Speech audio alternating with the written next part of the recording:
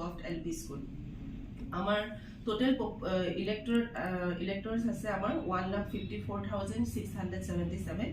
আৰু ডি ভোটাৰ্স আছে 18 নাম্বাৰস আৰু সাৰ্ভিস ভোটাৰ্স আছে 81 নাম্বাৰস আমাৰ এজ পাৰ ইচিআই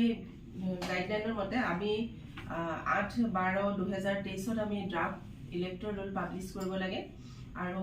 একৰ্ডিংলি আজি আমি ড্ৰাফট ৰুল পাব্লিছ কৰিছো Bokajan SDO পৰা আৰু আমাৰ কাইলৈৰ পৰা আমাৰ ক্লেইমছ এণ্ড অবজেকশ্যন ষ্টাৰ্ট হ'ব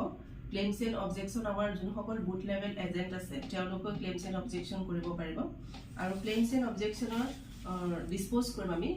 22/1/2024 মানে জানুৱাৰী 22 তাৰিখলৈকে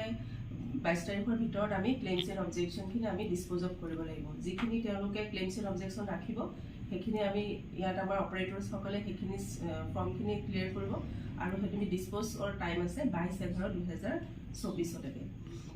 আৰু আমাৰ ফাইনেল পাব্লিকেশ্যন হ'ব আমাৰ 8/2/2024 as per accordingly আমি 8 ফেব্ৰুৱাৰী 2024 আমি